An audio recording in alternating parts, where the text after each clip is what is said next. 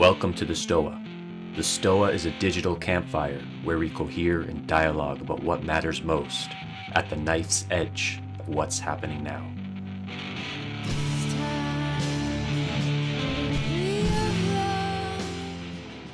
Record. All right. Check-ins. Maybe like 7% nervous. Actually, no, it's 0% right now. I don't feel nervous anymore. There's sort of like a mature, boyish nobility, sort of like on graduation day.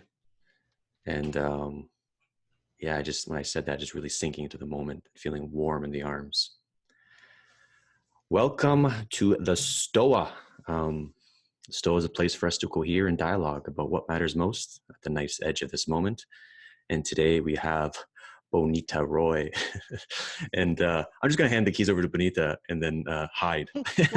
Why do you laugh like that? I don't know. When you say my name. I just enjoy saying it.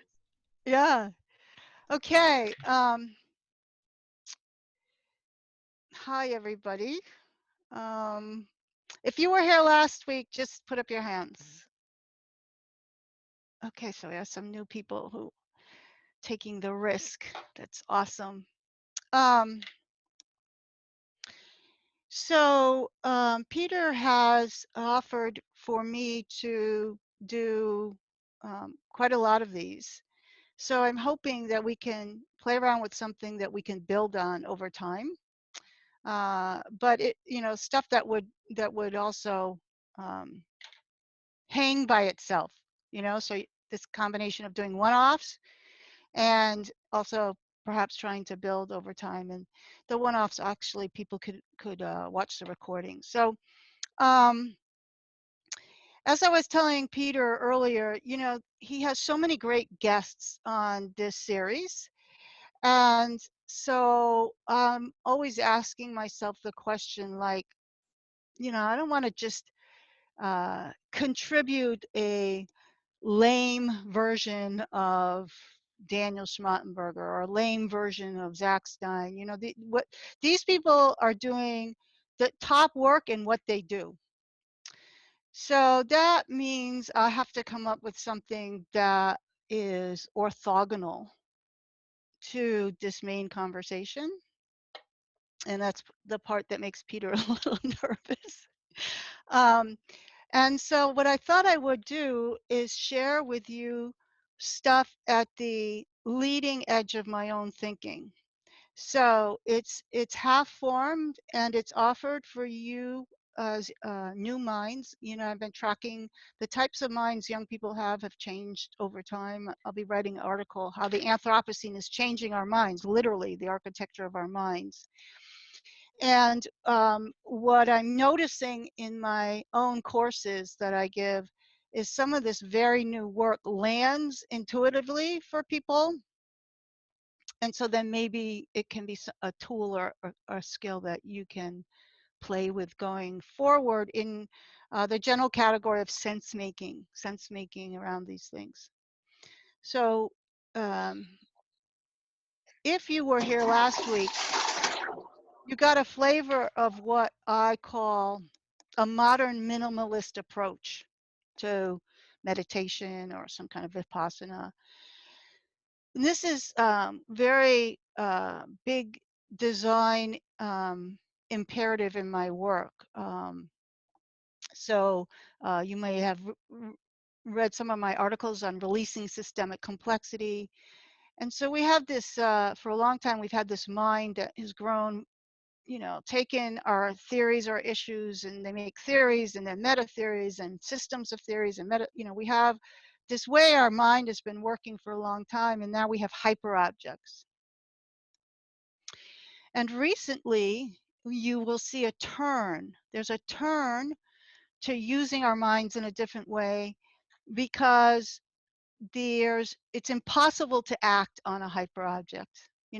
We've gotten ourselves, so if we continue to use our minds in this, what's called synthetic complexity. Synthetic means adds and adds and adds and adds, hierarchical complexity, that we get increasingly complex thoughts with decreasing returns. Okay. So my question is how, not only I didn't approach it just like how can we use our minds differently, but can we look for cracks in that wall? And we see them now. I mean, I've been writing about this for a long time, but one of the things when you probably all are know Jordan Hall's deep code, right? Or the way he writes about situational assessment. It's a way to kind of like cut through all this epistemic fat of what's going on. He would call it get rid of the noise and get on signal, right? So this is one of the new minds. This is like the characteristic of this new mind. How can I, it's a minimalist approach, but it's very tricky because we don't want to reduce the complexity of the situation. We want to preserve the holistic kind of integration, the holistic complexity, but we want to control the potential of our minds to synthesize into hyper objects that we can't work with. So this is what I call a modern minimalist approach, and I thought we would spend this session, maybe a couple of sessions, of trying to use our minds in this way. Now you see this in ordinary social life too. I mean, there's a reason why people love Twitter.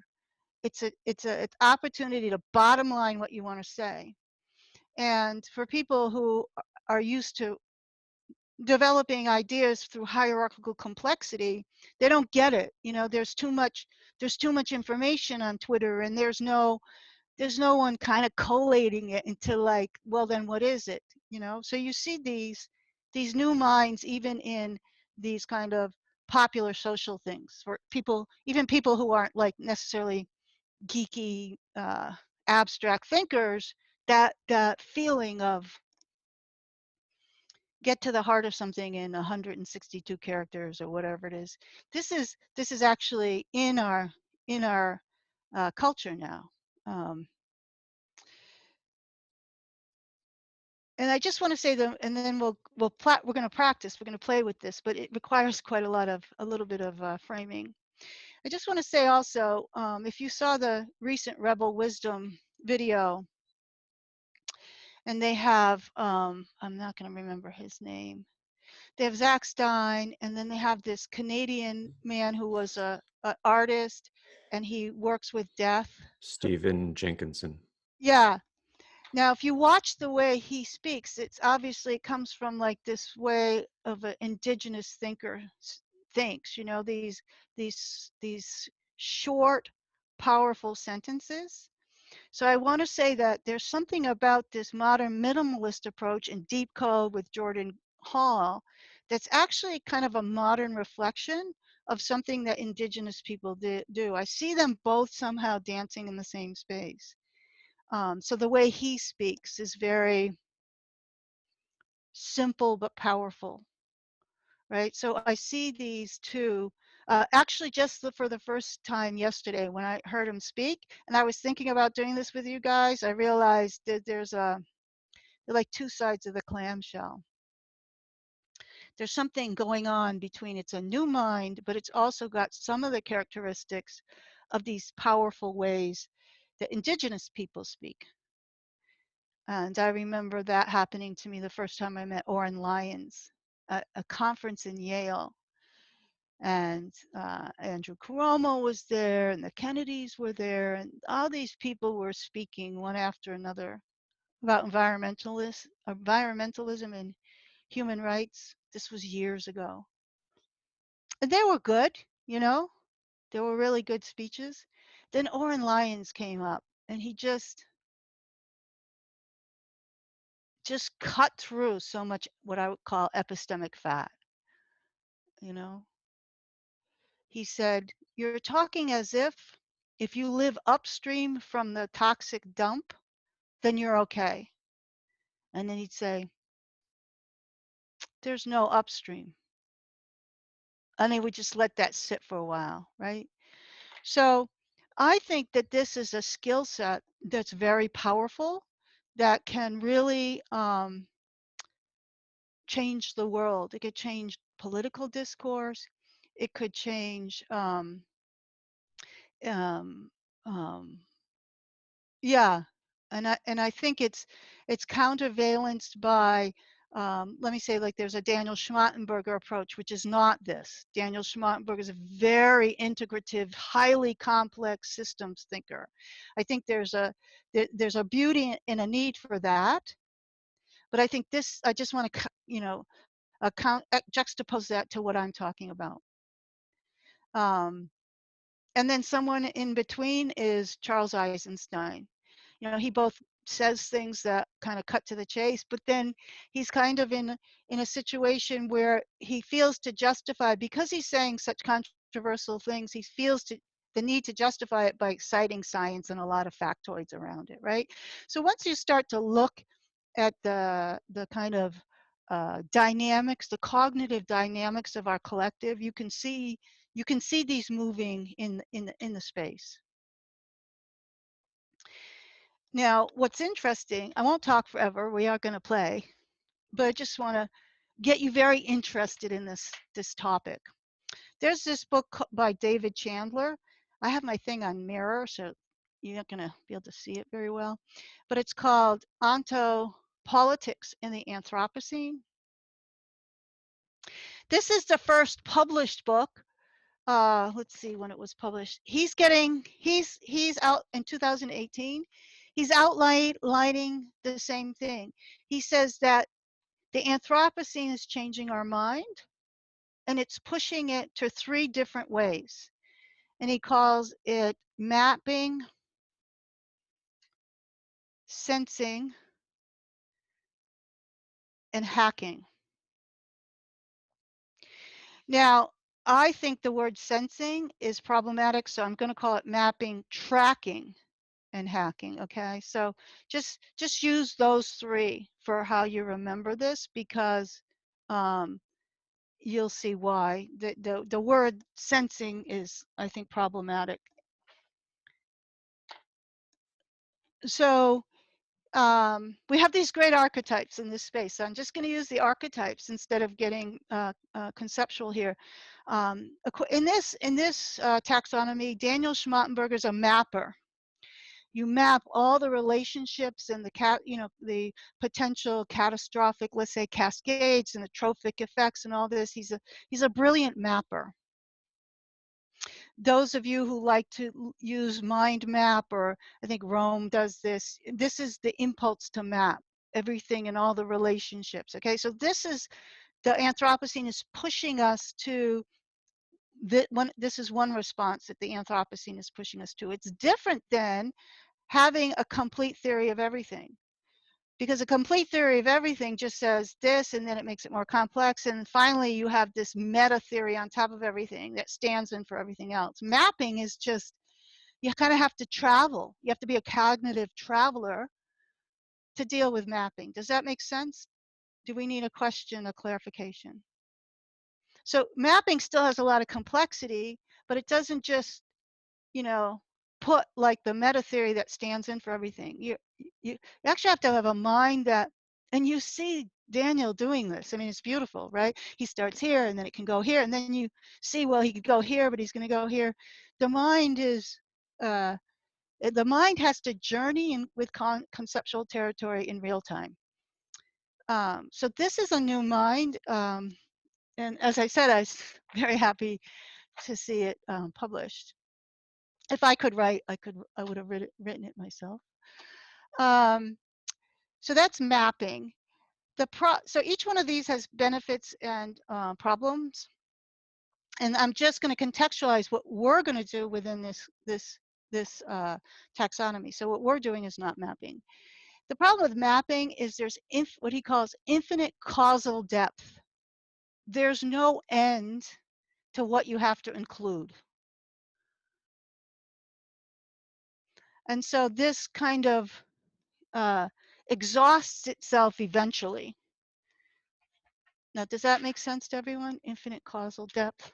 And you know, I have this is very strong in my personality, because when I hear Daniel, it's so beautiful, and then I just fall into despair. Frankly, that's like, It's, you know, and that's not true for everyone, because you might have a mind that has the energy to continue the, you know, these are different minds. But my mind is, I'm a lazy Taoist. I like things cut to the chase. And this is more like just the chase. So he calls it infinite causal depth. Now, the second thing that's happening in our society is what I call tracking.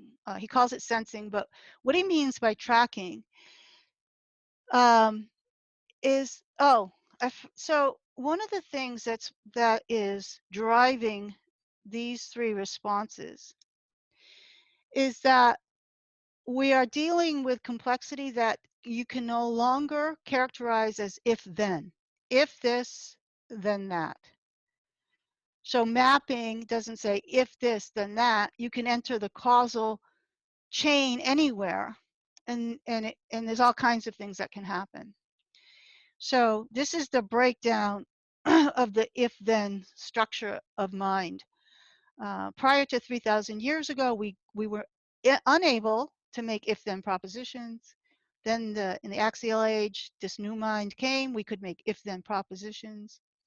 If-then propositions build the upward path to complexity. Now we can no longer, the questions we ask are no longer, can be put in if-then propositions. So if you can't make an if-then proposition, you can't have a hypothesis, you can't have science. This is not a postmodern coup. It's the nature of the evolution of the architecture of thought. Okay, is that settling okay? All right, so one of the responses is mapping, and one of is called tracking, and this is actually the mainstream response. And what it is that we are building AI systems that, you know, surveil and track everything. But the theory is not that they're trying to find if then, if someone sneezes in Afghanistan,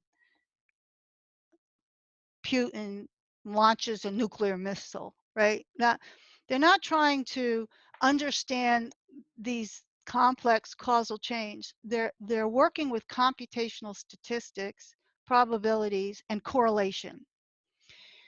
So what they're seeing, for example, is AI could see something like when pink comes in vogue in the fashion industry, the Taliban tend to become more violent. Now, if you had insight into why that is the case, it might be because a certain chemical that makes the pink goes on certain ships. The shipping lanes are owned by the Taliban. The Taliban gets a heads up. They know that, you know, there could be like all these reasons why, but they're just using AI to find patterns that may or may not have causal links to control and predict and to stabilize the world as we know it. These people want the world, they have a certain kind of control version of a homeostatic world, and he calls it sensing, but you can see why I call it tracking. So the book goes on and on. It really talks about the sophisticated, um, um, not theory, but the sophisticated, yeah, like theory or that thought that backs this whole movement. So this is a very big movement.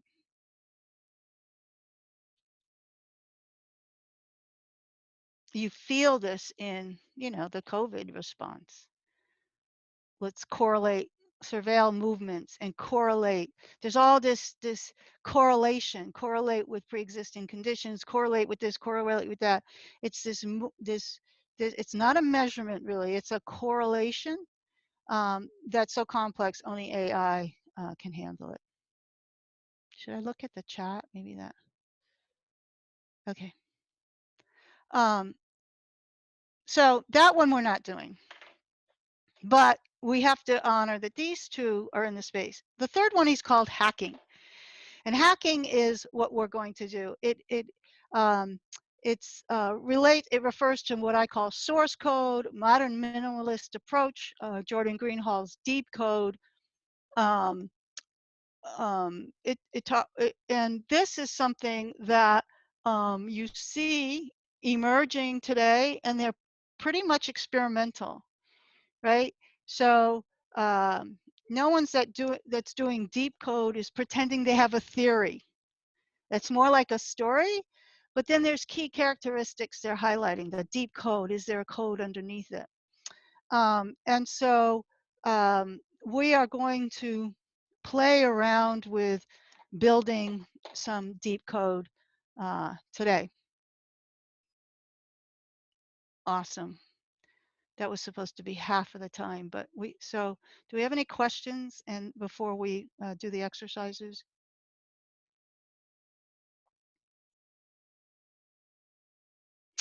Okay, we're going to start with something that's going to hopefully blow your mind, and then you'll need the whole weekend, but that's the price you pay. Someone said perhaps explain shortly deep code. Okay, so Jordan Hall uses the term deep code, and what it is I'm going to, try to language it for him. If you watch his deep code videos, he has like 22, I think, deep code videos on YouTube. That is a rapid succession, and what he's trying to do is name the significant.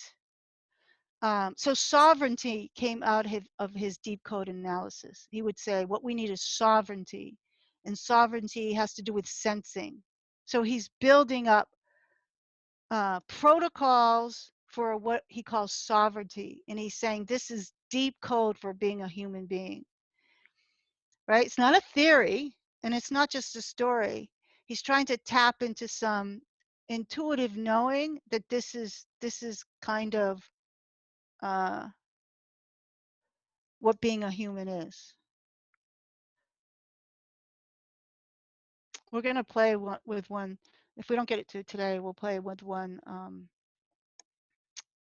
If you want, you can listen to my podcast on Emerge, Anchor Emerge with Daniel Thorsen, and we talk about source code analysis of trust, power, and collective action. We're going to actually do that here together, so it may or may not be useful to watch that.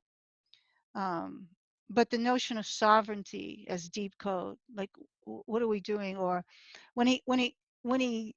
he's really good at looking at complex situations, and then he says signal to noise people.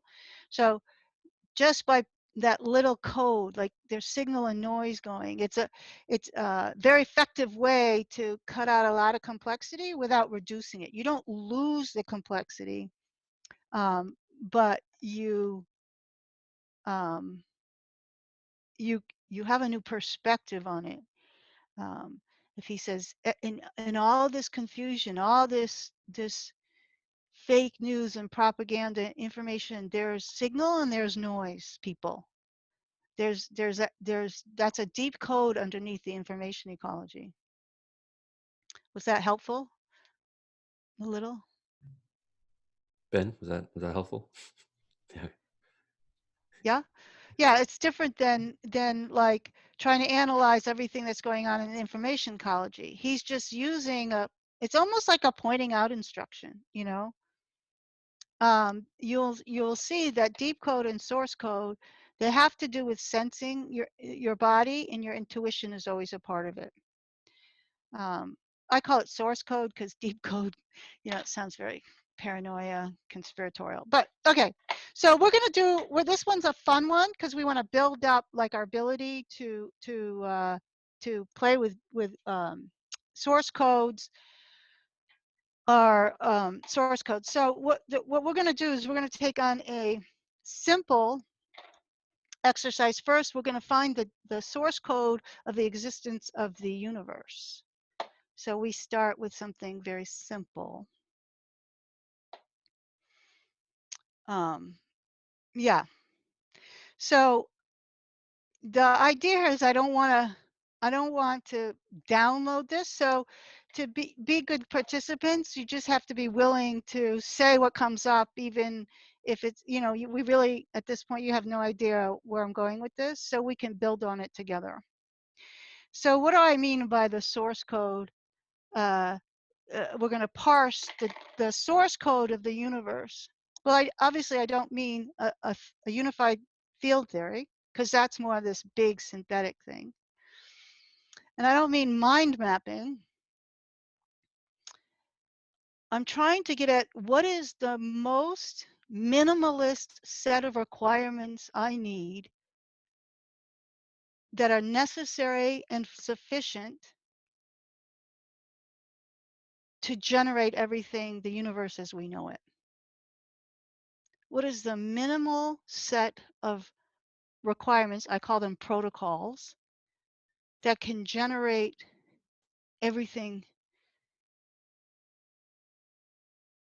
that we experience and know, everything we know and experience about the universe. So it sounds like a big problem.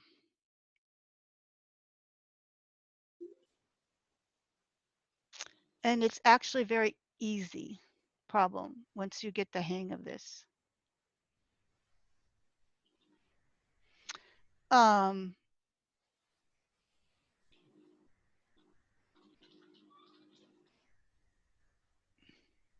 So you might say, well, you have to justify why there's something and not nothing, right? I mean, that's one thing you could say. That's very fundamental. We have to justify that there's self-reflective consciousness. Even if I don't believe any of you exist, I know that I have self-reflective consciousness. So these are some of the basic things that our protocols have to code for.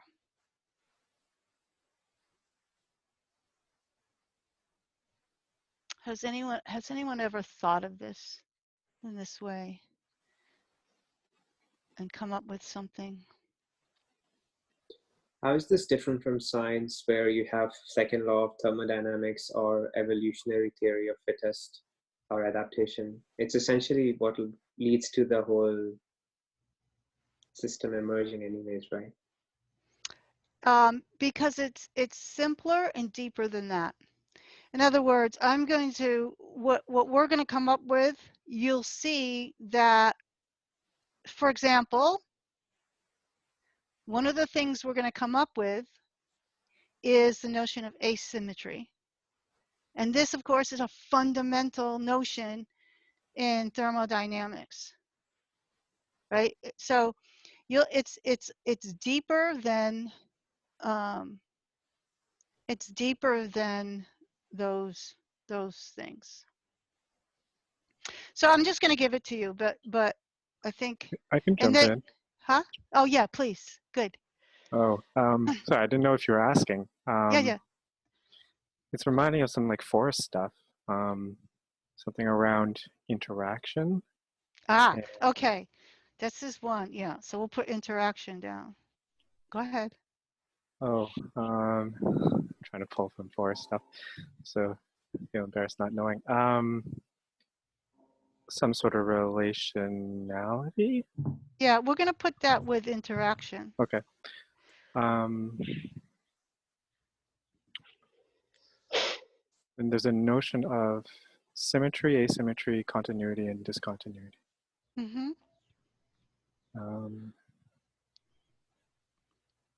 That's all I have right now. Yeah, so that's in the right direction. You get this sense of what kind of mind is asking from this. This is a new mind, right? So what's coming alive for me, Bonnitta, when you were talking is what wanted to be said was trusting without a guarantee.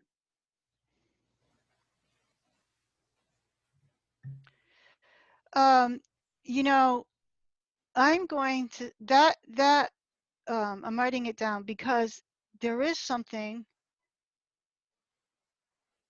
that is implicated in our protocols that's very similar to that. So this is really cool. That's a really cool intuition. So I have something, it might not be useful, but I had a vision at a certain point of what was underneath everything, and it was a relationship of shapes and forms and things. It was patterned and related perfectly. Yeah, so that's very Platonic, right? Shapes and forms. So where we need our fundamental, it's not a theory, okay? It doesn't say anything about causal. It's a set of protocols that are necessary but sufficient. And what you're saying is those protocols have to account for the fact that there are shapes and forms and essences and all these things that different ways of cosmology or metaphysics, we have to have the conditions need to provide for that to happen.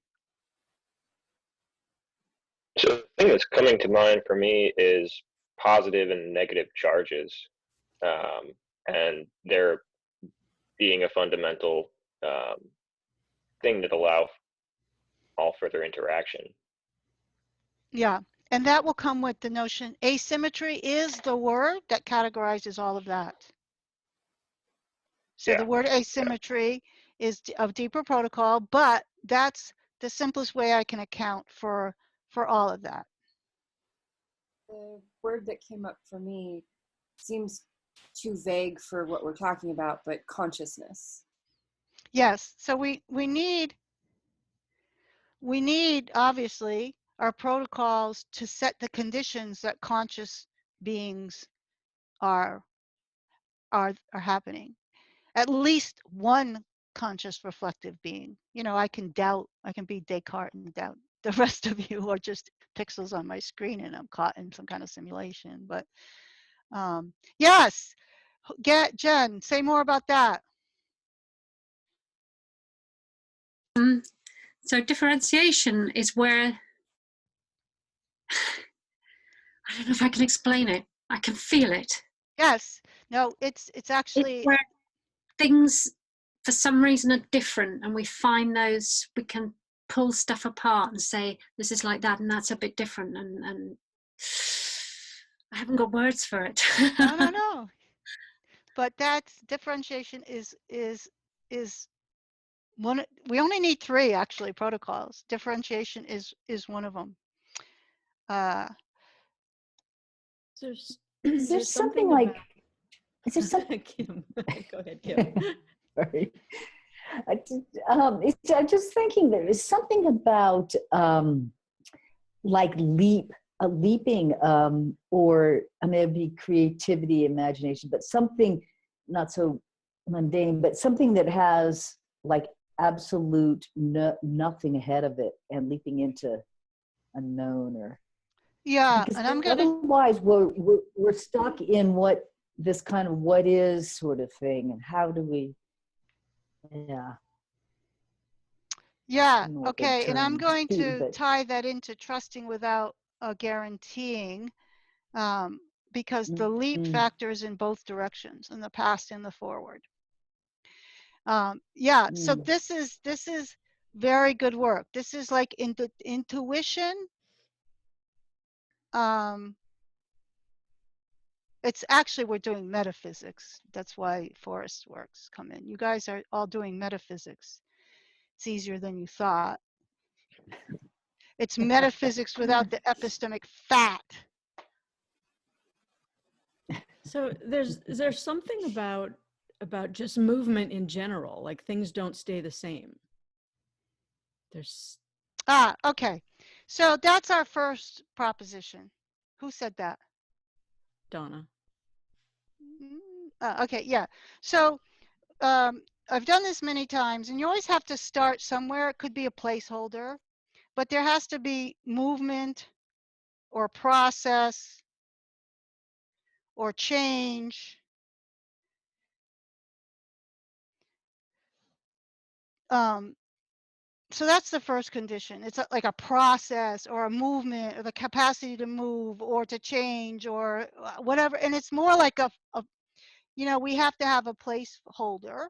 You could say it's the void that has within it the potential for these, the potentials of the void. So they're not actually happening. So you could talk about potential, anything, whatever you imagine, we have to start with that. the movement, the move, the change, the process.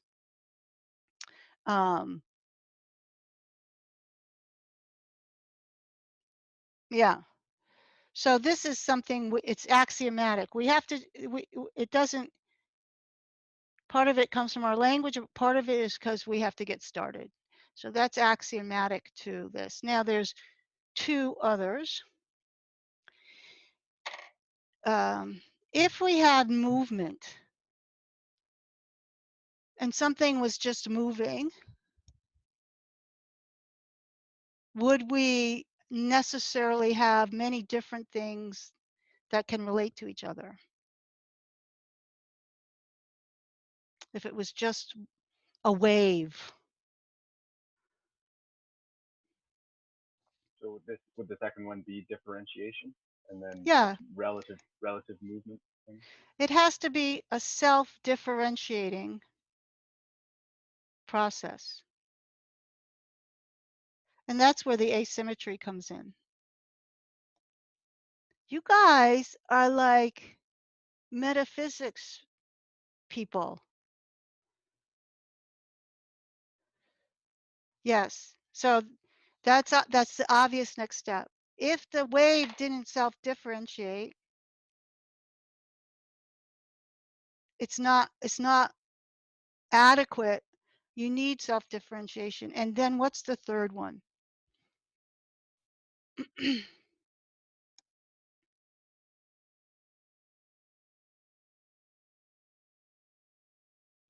Is it just complexification? No, that's a little too ahead of yourself. We've already said it. If I have something, here's the wave, and now it's self-differentiating. What else do I need for consciousness and all this? Resonance? Interaction. Yeah, interaction. The self-differentiated parts need to interact in order to produce everything else we have. So that's the interaction relationality. Or else we would never know ourselves. Right? The wave, even though it's self-differentiated, would never know itself. You have to have interaction. So interaction, or what I call participation. So do you understand now what deep code is? This is like the fundamental protocols that we need to generate everything we have. Now it's fractal. You'll see these same three everywhere you look because it's a deep code.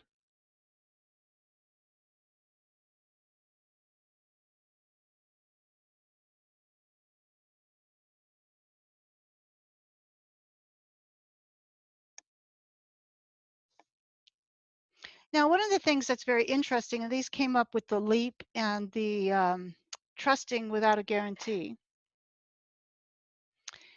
is there something I'm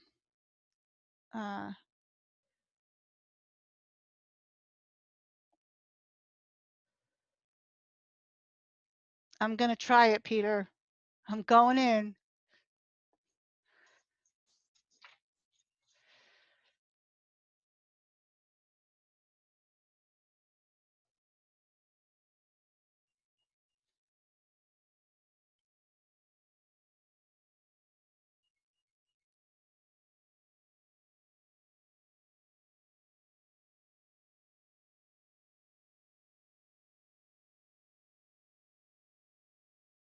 You have to enable participant screen sharing because I'm not on this one, I'm not the, right. yeah. Okay. There you go. Thank you very much. Okay. Welcome to the Corona century where we need to do these things like this. So if you have something like process, and then the process self-differentiates,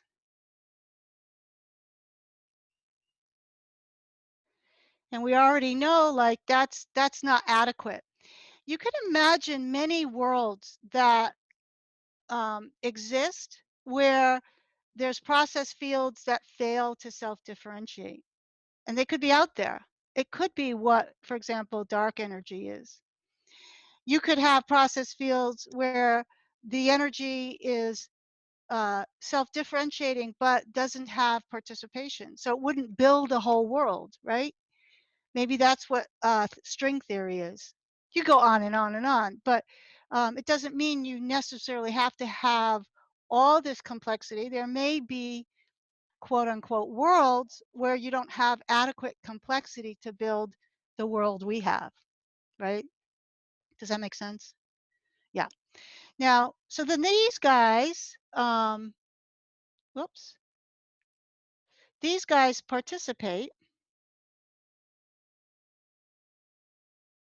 This is where someone called complexification, and they actually self-organize new forms, right? So they can self-organize new forms. You can do all kinds of things with this. But what's interesting is this: there's a there's two different worlds that we can build from this, and there's no reason to choose one over the other. But there's a chance that, so if you think of Buddhist Yogacara spirituality, this very close to their cosmology, and this level here is called the storehouse consciousness. They argue storehouse consciousness.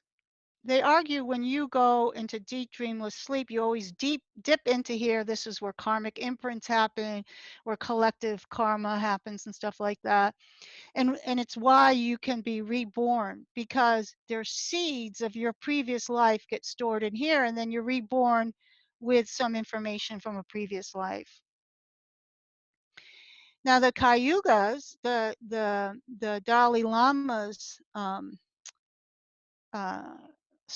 school, they say you don't need this. It's a very, very advanced theory. And this is true for post-metaphysical process philosophy also. They say that once, whoops, this is not really easy to do. Draw, text, subject, I don't know, draw that. So once this gets complexified, okay, now this is whatever, and you have these forms, somebody talked about shapes, right? And you have these forms in the world. It is possible that the origin is gone. And the way you think about this is an amoeba. Is the first amoeba around?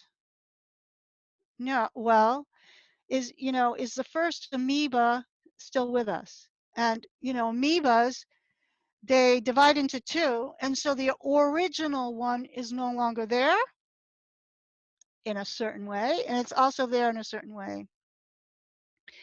And so does this make sense? So it could be true that as the process field self-differentiates and participate, there is nothing left behind. That all the potential in the origin is in the parts the way the original amoeba is in all the successive amoebas. So it didn't disappear, but it's an interesting question because it problematizes the search for the origin of the universe. It actually may not be there. And then this gives a sense of what Peter said, you have to trust without a guarantee, because you'll never bump into where you came from. And what Kim said, and you're leaping forward with nothing behind you, truly. And this is the cosmology of the Dzogchen scholastics. It's a process-based philosophy based upon the transiency of origin and the enduring potentials that get passed into the future and complexify. So that's the metaphysics of Dzogchen process philosophy, cosmology.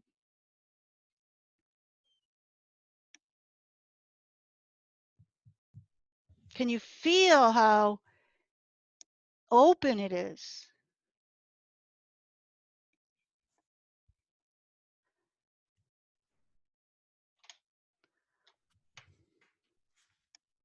And we use this also to get a feeling of what source code analysis is. It's a kind of metaphysical, deep patterning, starting from first principles. And we used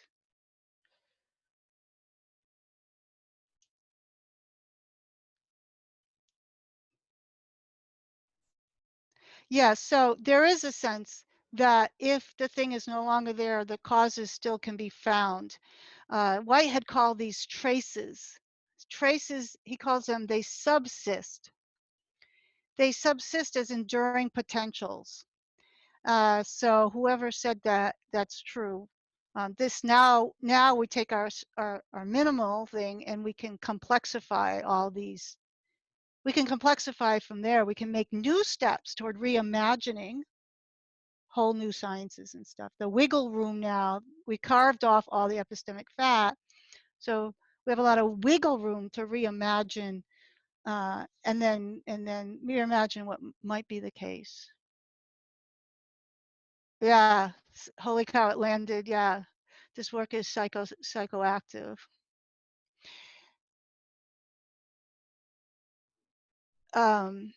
You know, when I first started teaching my consciousness studies course, I got fired by the chairman of the board, this transpersonal psychologist from Italy, because he said, "You're teaching, you know, post PhD work," and I'm like, "This stuff can land with just about anyone, right?" Because it taps into a deeper knowing. Now, not all of us can take this then and build from it a new understanding of time or relations like Whitehead did. But the fundamental, the fundamental metaphysics is something that lands with people. It's part of, and I don't think this is true until recently. This is a new kind of architecture of mind. And it's really interesting if some of you want to play around with it. There's a lot of questions about what is this? Because it's certainly abstraction, but it's not the same kind of conceptual abstraction, because you notice we're using our body, right? All the things you guys said, you kind of like intuitive. So it's some kind of, I've been calling them cognitive widgets. It's some way of creating, and it turns out there's a lot of them come in threes, and that is, it's a widget. So if you have, a widget is designed to do something, right? So it's like an app instead of a program. So here's the universe widget. You need movement, process, self-differentiation, and participation, and then you take that app and you get a universe. So I've been creating these cognitive widgets for things like power and trust and sovereignty. But the interesting thing is to go meta on it and wonder what is this process? Like, it requires an abstraction. It requires a very, the thought process itself is something, it's not on Keegan's map, I'll tell you that. So that is also fascinating to me. Bonnitta, something's coming up. So one part of this project, the STOA, is like I have a great desire for it to be accessible.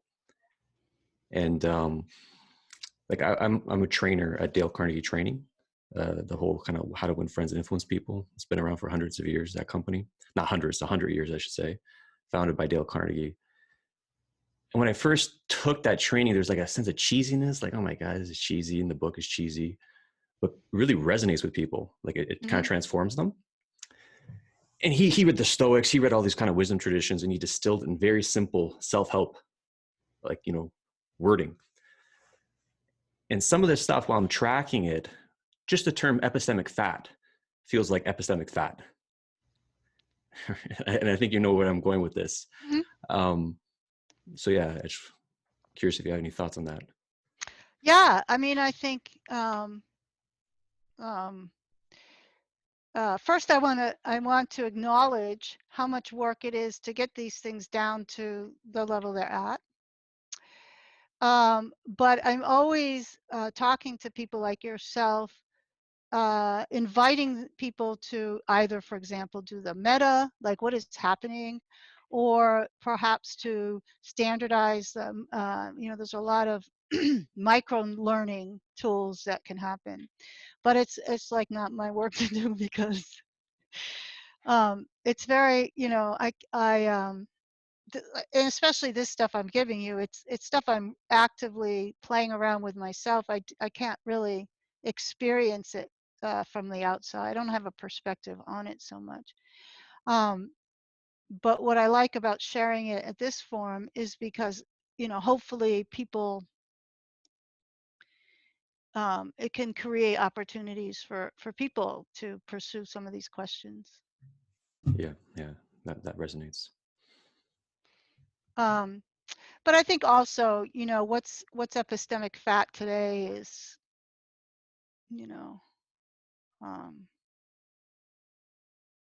that might change.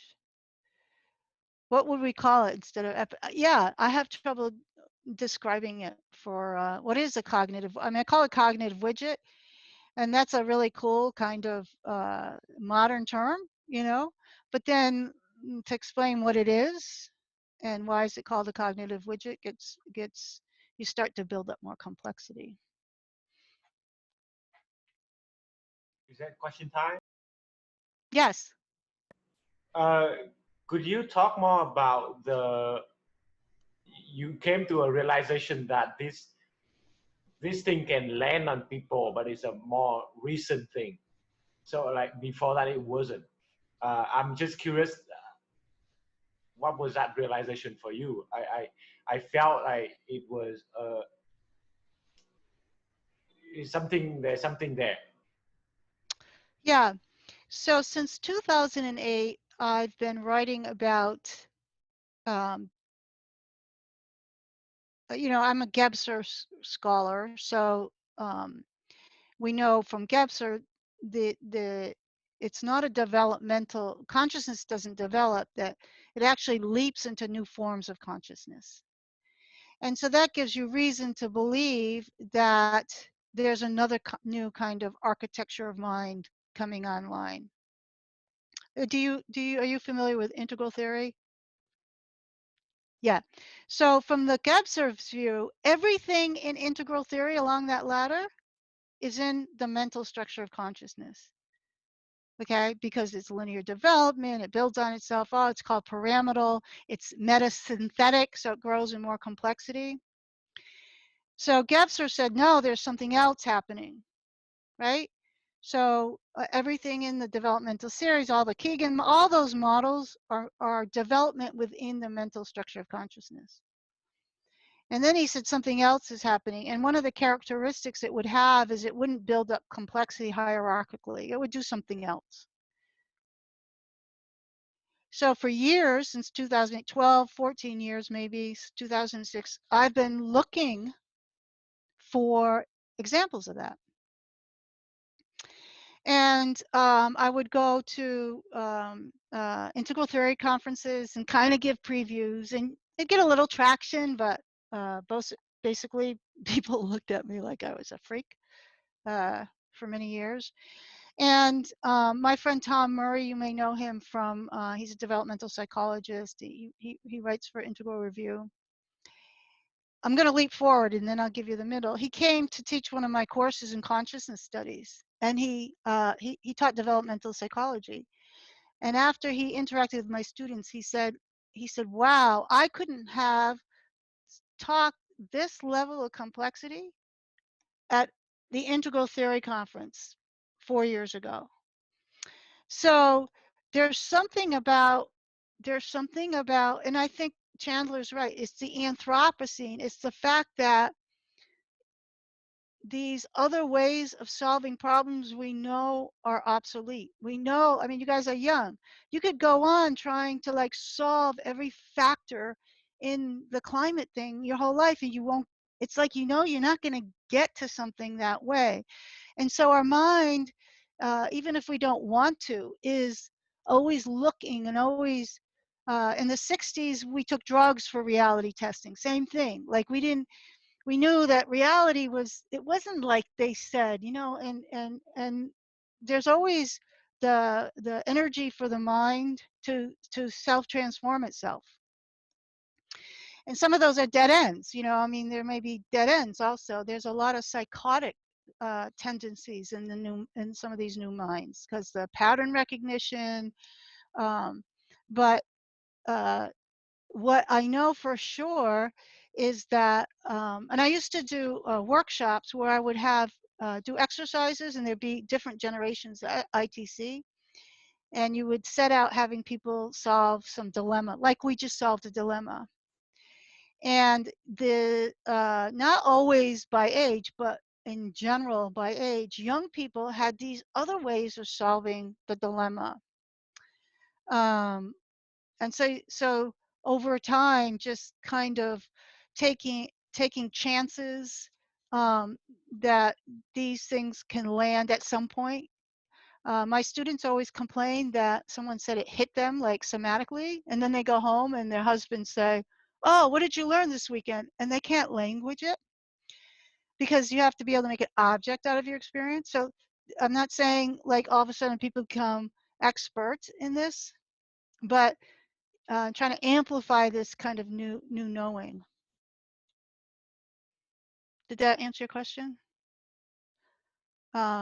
It certainly is not being taught. It's just being happened. And this is like, the question is, if now that it's happening, can we as educators scaffold that to a larger community by naming it? So this is kind of me naming it. And then having it, I think it's important, like, if you are thinking like this and you feel like you're weird or something, it's nice to have the confirmation that this is a new potential.